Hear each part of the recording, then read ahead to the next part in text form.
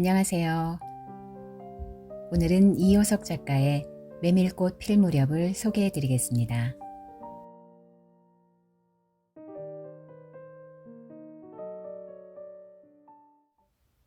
여름 장이란 애시당초에 글러서 해는 아직 중천에 있건만 장판은 벌써 쓸쓸하고 더운 햇발이 벌려놓은 전 휘장 밑으로 등줄기를 훅훅 볶는다.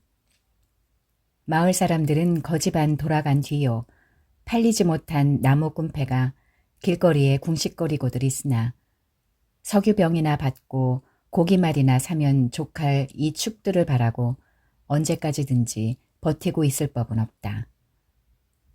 칩칩스럽게 날아드는 파리떼도 장난꾼 각다귀들도 귀찮다. 얼금뱅이요 왼손잡이인 득팀전의 허생원은 기어코 동업의 조산달을 낚아보았다. 그만 거들까? 잘 생각했네. 봉평장에서 한 번이나 흐붓하게 사본 일 있었을까? 내일 대화장에서나 한몫 벌어야겠네. 오늘 밤은 밤을 새서 걸어야 될걸. 달이 뜨렸다. 절렁절렁 소리를 내며 조선달이 그날 산 돈을 따지는 것을 보고 허생원은 말뚝에서 넓은 휘장을 걷고 버려놓았던 물건을 거두기 시작하였다. 무명 필과 주단바리가 두 고리짝에 꼭 찼다. 멍석위에는 천조각이 어수선하게 남았다. 다른 축들도 벌써 거진 전들을 걷고 있었다. 약바르게 떠나는 패도 있었다.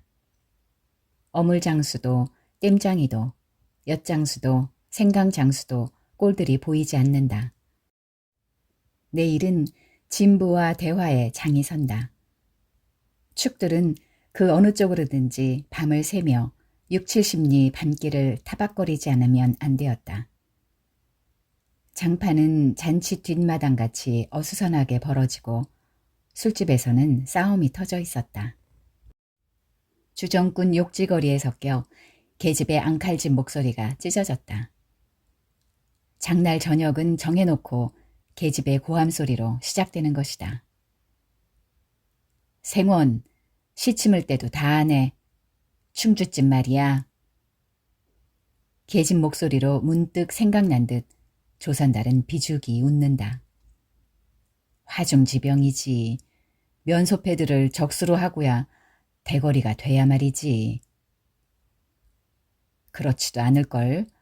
축들이 사족을 못 쓰는 것도 사실은 사실이나 아무리 그렇다곤 해도 왜 그 동이말일세. 감쪽같이 충주집을 후린 눈치거든. 뭐? 그 애송이가? 물건 가지고 낚았나 보지. 착실한 녀석인 줄 알았더니. 그 길만은 알 수 있나. 국리 말고 가보세나. 내 한턱 씀새. 그다지 마음이 당기지 않는 것을 쫓아갔다. 허생원은 계집과는 연분이 멀었다. 얼금뱅이 상판을 쳐들고 대어설 숙기도 없었으나 계집편에서 정을 보낸 적도 없었고 쓸쓸하고 뒤틀린 반생이었다. 충주집을 생각만 하여도 철없이 얼굴이 붉어지고 발밑이 떨리고 그 자리에 소스라쳐 버린다. 충주집 문을 들어서 술자석에서 짜장 동희를 만났을 때에는 어찌된 서슬인지 발끈 화가 나버렸다. 상위에 붉은 얼굴을 쳐들고 제법 계집과 농창 치는 것을 보고서야 견딜 수 없었던 것이다. 녀석이 제법 난질꾼인데 꼴사납다. 머리에 피도 안 마른 녀석이 낮부터 술 처먹고 계집과 농탕이야. 장돌뱅이 망신만 시키고 돌아다니누나. 그 꼴에 우리들과 한몫 보자는 셈이지. 동희 앞에 막아서면서부터 책망이었다. 걱정도 팔자요 하는 듯이 빤히 쳐다보는 상기된 눈망울에 부딪힐 때 결김에 따귀를 하나 갈겨주지 않고는 배길 수 없었다. 동희도 화를 쓰고 팩하게 일어서기는 하였으나 허생원은 조금도 동색하는 법 없이 마음먹은 대로 다 짓거렸다. 어디서 주워먹은 선머슴인지는 모르겠으나 니게도 애미애비는 있겠지. 그 사나운 꼴 보면 마음 좋겠다. 장사란 탐탁하게 해야 되지. 계집이 다 무엇냐. 나가거라 냉큼 꼴 치워. 그러나 한마디도 대거리하지 않고 하염없이 나가는 꼴을 보려니 도리어 치근히 여겨졌다. 아직도 서름서름한 사이인데 너무 과하지 않았을까 하고 마음이 섬찟해졌다. 주제도 넘지. 같은 술손님이면서도 아무리 젊다고 자식 낳게 된 것을 붙들고 치고 닦아세울 것은 뭐야 원. 충주집은 입술을 쫑긋하고 술 붓는 솜씨도 거칠었으나 젊은 애들한테는 그것이 약이 된다나 하고 그 자리는 조선달이 얼버무려 넘겼다. 넌 녀석한테 반했지? 애숭이를 빨면 죄된다. 한참 법석을 친 후이다. 담도 생긴 데다가 웬일인지 흠뻑 취해보고 싶은 생각도 있어서 허생원은 주는 술잔이면 거의 다 들이켰다. 거나해짐에 따라 계집 생각보다도 동희의 뒷일이 한결같이 궁금해졌다.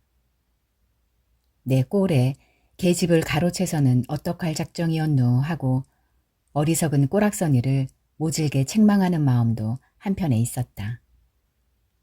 그러기 때문에 얼마나 지난 뒤인지 동희가 헐레벌떡거리며 황급히 불어라 왔을 때는 마시던 잔을 그 자리에 던지고 정신없이 허덕이며 충주집을 뛰어나간 것이었다. 생원 당나귀가 발을 끊고 야단이에요. 각다귀들 장난이지 필연코.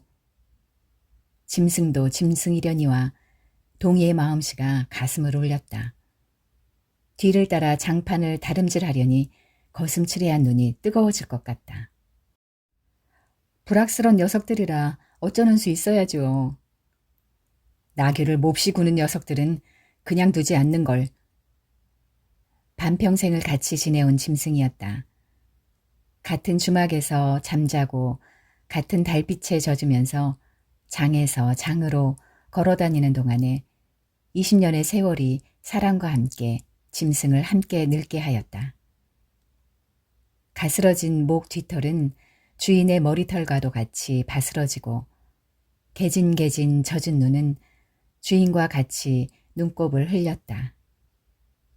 몽당비처럼 짧게 쓸린 꼬리는 파리를 쫓으려고 기껏 휘저어 보아야 벌써 다리까지 닿지는 않았다.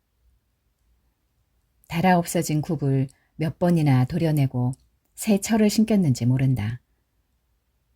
굽은 벌써 더 자라나기는 틀렸고 달아버린 철 사이로는 피가 빼지시 흘렀다. 냄새만 맡고도 주인을 분간하였다. 호소하는 목소리로 야단스럽게 울며 반겨한다. 어린아이를 달래듯 목덜미를 어루만져 주니 나귀는 코를 벌렁거리며 입을 투루루 거렸다. 콧물이 튀었다. 허생원은 짐승 때문에 속도 무던히는 썩였다. 아이들의 장난이 심한 눈치여서 땀배인 몸뚱어리가 부들부들 떨리고 좀채 흥분이 식지 않는 모양이었다. 굴레가 벗어지고 안장도 떨어졌다. 요 몹쓸 자식들 하고 허생원은 호령을 하였으나 패들은 벌써 줄행랑을 놓은 뒤요. 몇 남지 않은 아이들이 호령에 놀라 비슬비슬 멀어졌다. 우리들 장난이 아니오. 앞놈을 보고 저 혼자 발광이지. 코 흘리게 한 녀석이 멀리서 소리쳤다. 그 녀석 말투가. 김첨지 당나귀가 가버리니까 왼통 흙을 차고 거품을 흘리면서 미친 소같이 날뛰는 걸 꼴이 우스워 우리는 보고만 있었다오. 배를 좀 보지. 아이는 앵돌아진 투로 소리를 치며 깔깔 웃었다. 허생원은 모르는 결에 낯이 뜨거워졌다. 무시선을 막으려고 그는 짐승의 배 앞을 가려서지 않으면 안 되었다. 늙은 주제에 암세를 내는 셈이야. 저놈의 짐승이. 아이의 웃음소리에 허생원은 주춤하면서 기어코 견딜 수 없어 채찍을 들더니 아이를 쫓았다. 쫓으려거든 쫓아보지. 왼손잡이가 사람을 때려? 줄다름에 달아나는 각다귀에는 당하는 재주가 없었다. 왼손잡이는 아이 하나도 후릴 수 없다. 그만 채찍을 던졌다. 술기도 돌아 몸이 유난스럽게 화끈거렸다. 그만 떠나세. 녀석들과 어울리다가는 한이 없어. 장판의 각다귀들이란 어른보다도 더 무서운 것들인걸. 조선달과 동이는 각각 제 나귀에 안장을 얹고 짐을 싣기 시작하였다. 해가 꽤 많이 기울어진 모양이었다.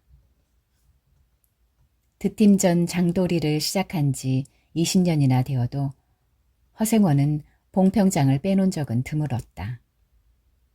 충주, 제천 등의 이웃군에도 가고 멀리 영남 지방에도 헤매기는 했으나 강릉쯤에 물건하러 가는 외에는 처음부터 끝까지 군내를 돌아다녔다. 닷새만큼씩의 장날에는 달보다도 확실하게 면에서 면으로 건너갔다. 고향이 청주라고 자랑삼아 말하였으나 고향에 돌보러 간 일도 있는 것 같지는 않았다. 장에서 장으로 가는 길에 아름다운 강산이 그대로 그에게는 그리운 고향이었다. 반날 동안이나 뚜벅뚜벅 걷고 장터 있는 마을에 거지반 가까웠을 때 거친 당나귀가 한바탕 우렁차게 울면 더구나 그것이 저녁녘이어서 등불들이 어둠 속에 깜빡거릴 무렵이면 늘 당하는 것이건만 허생원은 변치 않고 언제든지 가슴이 뛰놀았다. 젊은 시절에는 알뜰하게 벌어 돈푼이나 모아본 적도 있기는 있었으나 읍내에 백중이 열린 해 호탕스럽게 놀고 투전을 하여 사흘 동안에 다 털어버렸다. 나귀까지 팔게 된 판이었으나 애끓는 정분에 그것만은 이를 물고 단념하였다. 결국 도로아미 타블로 장도리를 다시 시작할 수밖에 없었다. 짐승을 데리고 읍내를 도망해 나왔을 때는 너를 팔지 않기 다행이었다고 길가에서 울면서 짐승의 등을 어루만졌던 것이었다. 빚을 지기 시작하니 재산을 모을 염은 당초에 틀리고 간신히 입에 풀칠을 하러 장에서 장으로 돌아다니게 되었다. 호탕스럽게 놀았다고는 하여도 계집 하나 후려보지는 못하였다.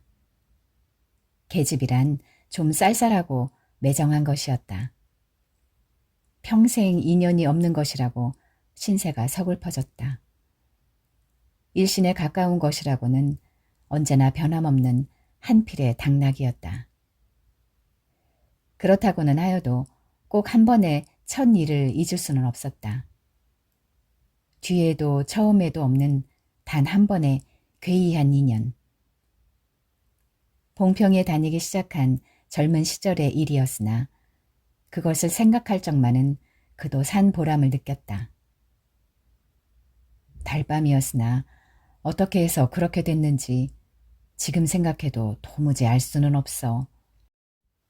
허생원은 오늘 밤도 또 그 이야기를 끄집어내려는 것이다. 조선달은 친구가 된 일에 귀에 못이 박히도록 들어왔다.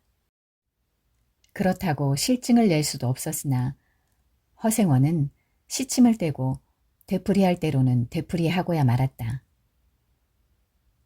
달밤에는 그런 이야기가 격에 맞거든.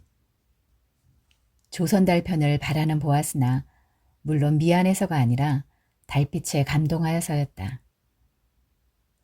이지로는 졌으나 보름을 갓 지난 달은 부드러운 빛을 흔붓이 흘리고 있다. 대화까지는 70리의 밤길. 고개를 둘이나 넘고 개울을 하나 건너고 벌판과 산길을 걸어야 된다. 달은 지금 긴 산허리에 걸려 있다. 밤중을 지난 무렵인지 죽은 듯이 고요한 속에서 짐승 같은 달의 숨소리가 손에 잡힐 듯 들리며 콩포기와 옥수수 잎새가 한층 달에 푸르게 젖었다. 산허리는 온통 메밀밭이어서 피기 시작한 꽃이 소금을 뿌린 듯이 흐뭇한 달빛에 숨이 막힐 지경이다. 붉은 대궁이 향기같이 애잔하고 나귀들의 걸음도 시원하다. 길이 좁은 까닭에 세 사람은 나귀를 타고 외줄로 늘어섰다. 방울소리가 시원스럽게 딸랑딸랑 메밀밖에로 흘러간다. 앞장선 허생원의 이야기 소리는 꽁무니에선 동이에게는 확적히는 안 들렸으나 그는 그대로 개운한 제멋에 적적하지는 않았다. 장이 선 꼭 이런 날 밤이었네. 객주집 토방이란 무더워서 잠이 들어야지. 밤쯤은 돼서 혼자 일어나 개울가에 목욕하러 나갔지. 봉평은 지금이나 그제나 마찬가지나 보이는 곳마다 메밀밭이어서 개울가가 어디 없이 하얀 들꽃이야. 돌밭에 벗어도 좋을 것을 달이 너무도 밝은 까닭에 옷을 벗으러 물방앗간으로 들어가지 않았나? 이상한 일도 많지. 거기서 난데없는 성서방네 처녀와 마주쳤단 말이네. 봉평서야 제일 가는 일색이었지. 팔자에 있었나 보지. 아무렴하고 응답하면서 말머리를 아끼는 듯이 한참이나 담배를 빨 뿐이었다. 구수한 자줏빛 연기가 밤기운 속에 흘러서 녹는다. 날 기다린 것은 아니었으나 그렇다고 달리 기다리는 논팽이가 있는 것도 아니었네. 처녀는 울고 있단 말이야. 짐작은 되고 있었으나 성서방네는 한창 어려워서 들고 날 판이었댔지. 한 집안일이니 딸에겐들 걱정이 없을 리 있겠나. 좋은 데만 있으면 시집도 보내련만 시집은 죽어도 싫다지. 그러나 처녀란 울 때같이 정을 끄는 때가 있을까? 처음에는 놀라기도 한 눈치였으나 걱정했을 때는 누그러지기도 쉬운 듯해서 이럭저럭 이야기가 되었네. 생각하면 무섭고도 기막힌 밤이었어. 제천인주로 주랭랑을 놓은 건 그 다음 날이었나? 다음 장도막에는 벌써 웬 집안이 사라진 뒤였네. 장판은 소문에 발끈 뒤집혔고 고작해야 술집에 팔려가기가 상수라고 처녀의 뒷공론이 자자들 하단 말이야. 제천 장판을 몇 번이나 뒤졌겠나. 하나 처녀의 꼴은 꽁고 먹은 자리야. 첫날 밤이 마지막 밤이었지. 그때부터 봉평이 마음에 든 것이 반평생을 두고 다니게 되었네. 평생인들 잊을 수 있겠나. 수 좋았지. 그렇게 신통한 일이란 쉽지 않어. 향용 못난 것 얻어 새끼 낳고 걱정 늘고 생각만 해도 진절이 나지. 그러나 늙음악바지까지 장돌뱅이로 지내기도 힘드는 노릇 아닌가. 난 가을까지만 하고 이 생애와도 하직하려네. 대화쯤에 조그만 전빵이나 하나 버리고 식구들을 부르겠어. 사시장철 뚜벅뚜벅 꺾기란 여간이래야지. 얘 처녀나 만나면 같이 살까. 난 거꾸러질 때까지 이 길 걷고 저 달 볼 테야. 산길을 벗어나니 큰 길로 튀어졌다. 꽁무니의 동이도 앞으로 나서 나귀들은 가로 늘어섰다. 총각도 젊겠다. 지금이 한창 시절이렸다. 충주집에서는 그만 실수를 해서 그 꼴이 되었으나 서울계 생각 말게. 천만에요. 되려 부끄러워요. 계집이란 지금 웬 제격인가요? 자나깨나 어머니 생각뿐인데요. 애비애미란 말에 가슴이 터지는 것도 같았으나 제겐 아버지가 없어요. 피부치라고는 어머니 하나뿐인걸요. 돌아가셨나? 당초부터 없어요. 그런 법이 세상에. 생원과 선달이 야단스럽게 껄껄들 웃으니 동희는 정색하고 우길 수밖에는 없었다. 부끄러워서 말하지 않으려 했으나 정말이에요. 제천 촌에서 달도 차지하는 아이를 낳고 어머니는 집을 쫓겨났죠. 우스운 이야기나 그러기 때문에 지금까지 아버지 얼굴도 본 적 없고 있는 고장도 모르고 지내와요. 고개가 앞에 놓인 까닭에 세 사람은 나귀를 내렸다. 둔덕은 험하고 입을 벌리기도 대근하여 이야기는 한동안 끊겼다. 나귀는 건듯하며 미끄러졌다.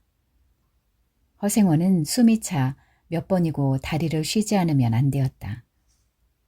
고개를 넘을 때마다 나이가 알렸다. 동이 같은 젊은 축이 그지없이 부러웠다. 땀이 등을 한바탕 쭉 씻어내렸다. 고개 너머는 바로 개울이었다. 장마에 흘러버린 널다리가 아직도 걸리지 않은 채로 있는 까닭에 벗고 건너야 되었다. 고이를 벗어 띠로 등에 얽어매고 반 벌거숭이에 우스꽝스런 꼴로 물속에 뛰어들었다. 금방 땀을 흘린 뒤였으나 반물은 뼈를 찔렀다. 그래, 대체 기르긴 누가 기르고? 어머니는 하는 수 없이 의불을 얻어가서 술 장사를 시작했죠. 술이 고줄해서 의불하고 완전히 망난이에요. 철들어서부터 맞기 시작한 것이 하룬들 편할 날이 있었을까. 어머니는 말리다가 채고 맞고 칼부림을 당하고 하니 집이 꼴이 무엇이겠소. 18살 때 집을 뛰쳐나와서부터 이 짓이죠. 총각 낯새론 심이 무던하다고 생각했더니 듣고 보니 딱한 신세로군. 물은 깊어 허리까지 찼다. 속물살도 어지간히 센데다 발에 채는 돌멩이도 미끄러워 금시에 훌칠 듯 하였다. 나귀와 조선달은 재빨리 거의 건넜으나 동이는 허생원을 붙드느라고 두 사람은 훨씬 떨어졌다. 모친의 친정은 원래부터 제천이었던가? 웬걸요. 시원술이 말은 안 해주나 봉평이라는 것만은 들었죠. 봉평? 그래, 그 아비성은 무엇이고? 알 수 있나요? 도무지 듣지를 못했으니까. 그렇겠지. 하고 중얼거리며 흐려지는 눈을 까물까물 하다가 허생원은 경망하게도 발을 빗디디었다. 앞으로 고꾸라지기가 바쁘게 몸째 풍덩 빠져버렸다. 허우적거릴수록 몸을 걷잡을 수 없어 동이가 소리를 치며 가까이 왔을 때에는 벌써 퍽이나 흘렀었다. 옷째 쫄딱 젖으니 물에 젖은 개보다도 참혹한 꼴이었다. 동이는 물속에서 어른을 가볍게 업을 수 있었다. 젖었다고는 하여도 여인 몸이라 장정 등에는 오히려 가벼웠다. 이렇게까지 해서 안 됐네. 내 오늘은 정신이 빠진 모양이야. 염려하실 것 없어요. 그래, 모치는 아비를 찾지 않는 눈치지. 늘 한번 만나고 싶다고는 하는데요. 지금 어디 계신가? 의부와도 갈라져 제천에 있죠. 가을에는 봉평에 모셔오려고 생각 중인데요. 이를 물고 벌면 이럭저럭 살아갈 수 있겠죠. 아무렴 기특한 생각이야. 가을이랬다. 동이의 탐탁한 등허리가 뼈에 사무쳐 따뜻하다. 물을 다 건넜을 때에는 도리어 서글픈 생각에 좀 더 엎여 있었으면 하였다. 진종일 실수만 하니 웬일이요 생원. 조선달은 바라보며 기어코 웃음이 터졌다. 나귀야, 나귀 생각하다 실족을 했어. 말 안 했던가? 저 꼴에 제법 새끼를 얻었단 말이지. 읍내 강릉집 피마에게 말일세. 귀를 쫑긋 세우고 딸랑딸랑 뛰는 것이 나귀 새끼같이 귀여운 것이 있을까? 그것 보러 나는 일부러 읍내를 도는 때가 있다네. 사람을 물에 빠치울 젠 따는 대단한 나귀 새끼군. 허생원은 젖은 옷을 웬만큼 짜서 입었다. 이가 덜덜 떨리고 가슴이 떨리며 몹시도 추웠으나 마음은 알 수 없이 둥실둥실 가벼웠다. 주마까지 부지런히들 가세나. 뜰에 불을 피우고 후후시 쉬어. 나귀에겐 더운 물을 끓여주고. 내일 대화 장보고는 제천이다. 생원도 제천으로? 오래간만에 가보고 싶어. 동행하려나? 동이? 나귀가 걷기 시작하였을 때 동이의 채찍은 왼손에 있었다. 오랫동안 아독신이같이 눈이 어둡던 허생원도 요번만은 동이의 왼손잡이가 눈에 띄지 않을 수 없었다. 걸음도 헷깝고 방울소리가 밤 벌판에 한층 청정하게 울렸다. 달이 어지간히 기울어졌다.